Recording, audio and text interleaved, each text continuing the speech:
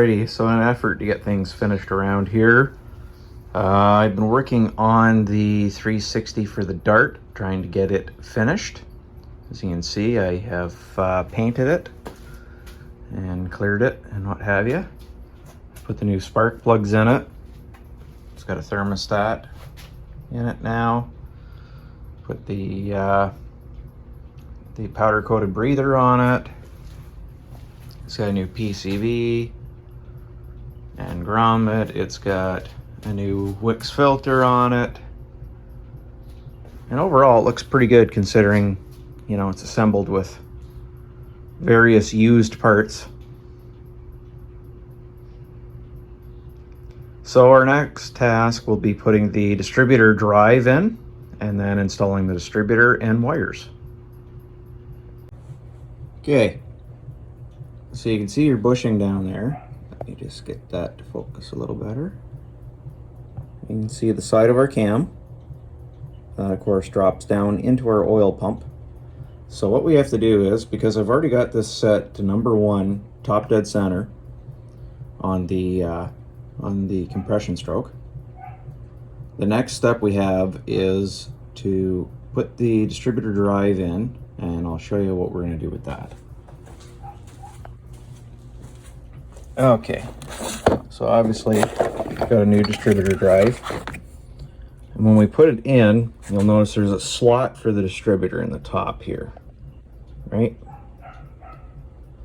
So if we look in our service manual, I'll put the picture in here of what it says, but essentially following the line of the camshaft, our distributor drive has to face like that towards the front of the engine. All right, so it has to be basically dead straight, because by doing so, that will put our distributor lined up to number 1 cylinder.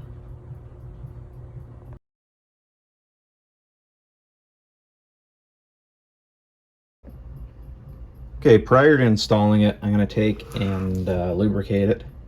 So I'm going to lubricate the end of it here where it goes in the drive of the oil pump. And then I'm also going to lubricate between the gears so that they don't start out metal on metal.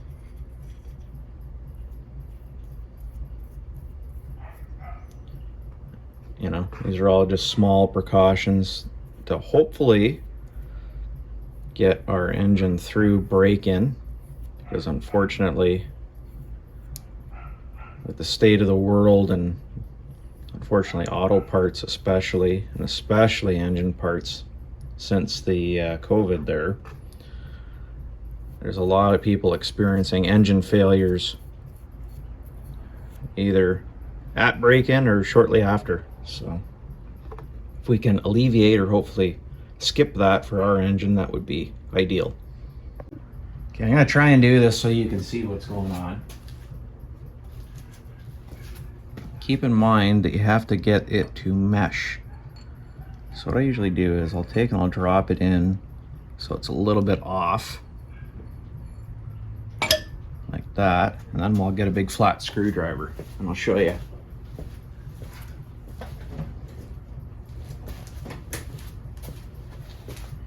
So what I usually do is I'll take my big flat screwdriver in the slot here, and we'll take it, and we are about 1 tooth off. So we'll take and rotate, and we'll have to pull it back up out of there. So the best way to do that is to get like a hook under one side of it so you can put upward pressure on it, and then you take your distributor drive and you rotate it counterclockwise and it'll unmesh itself. So let me get a pick.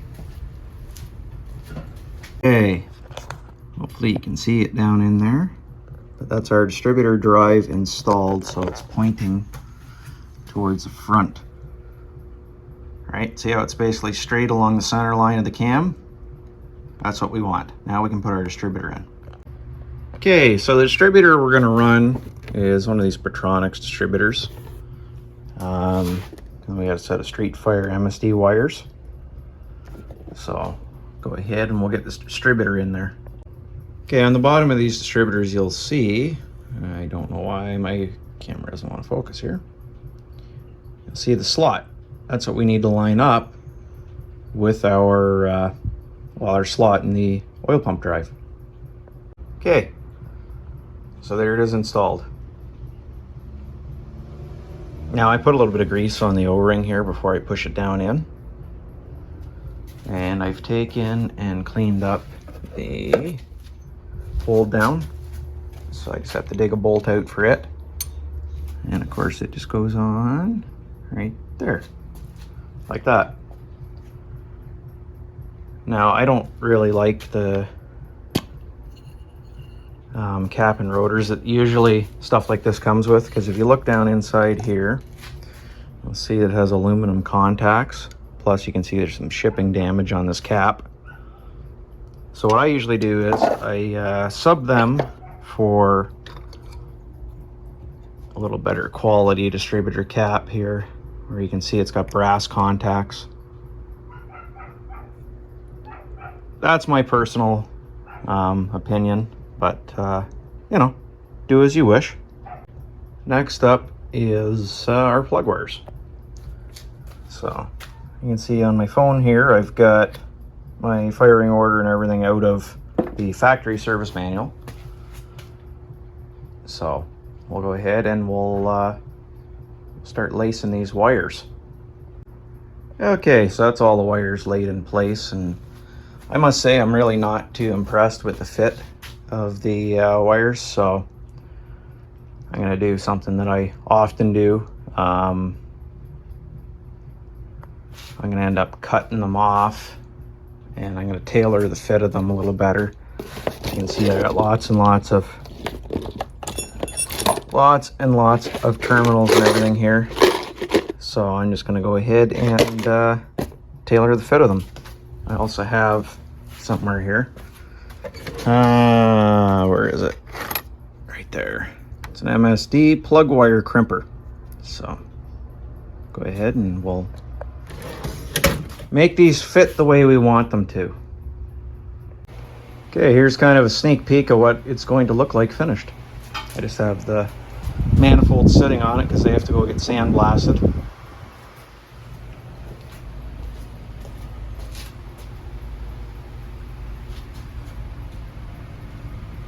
Air cleaner's just sitting on it, and so is the Holley Sniper. But that's pretty much the grand plan here. Still have to tether some of these wires back a little better once we have everything sort of connected and attached. I can do that properly. Same goes for this side. I did shorten a couple of the wires so they're not just a gigantic mess. What I'll probably do on this side is what I usually do. So if I move all the Sniper stuff out of the way, you'll see there's the mount for the coil, right? So what I usually do is I take these wires and I kind of fold them down like that so that they tuck underneath that mount. Because by doing so, as you can see, it kind of tucks the wires down out of the way. Anyway, so that's something else we'll get to doing. Alrighty, so I figured I'd give you a quick rundown on, you know, making wires or shortening wires or whatever. So I got my cheap MSD tool here, right? A pair of pliers, knife, side cutters, and we'll go over how I do it. Okay, first thing I'm going to do is, this is just an old wire, obviously it's garbage. Cut it off, right? For the sake of argument, I'm not going to bother to put a boot on it, but normally you'd slide your boot on and you'd come back probably about here, and you would take and you cut your insulator off, right?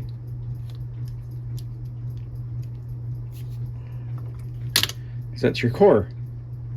Take your core, you fold it back, take your new end, slide it on like this so that your core is at the bottom of it, right? like that. Now usually what I do is, just to get it to fit inside the tool a little better, I'll just take and kind of fold over these two ends like that and like that, right? Just enough that it's going to hold the wire for us. And we're going to take our tool, and our wire goes in like that, and we put the other half of the tool over top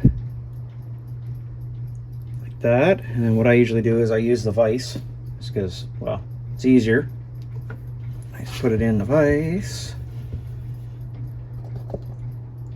like so, and I just go till it comes down all the way.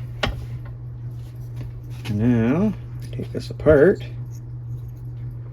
Our wire should be pretty well crimped. You can see this side has to come down just a little touch, so just take and give that a push with the pliers. And what we're left with is a good strong connection. So that's how I make wires anyway. I'm sure there's 100 people that'll tell me I'm doing it wrong and there's another way to do it, but that's how I do it.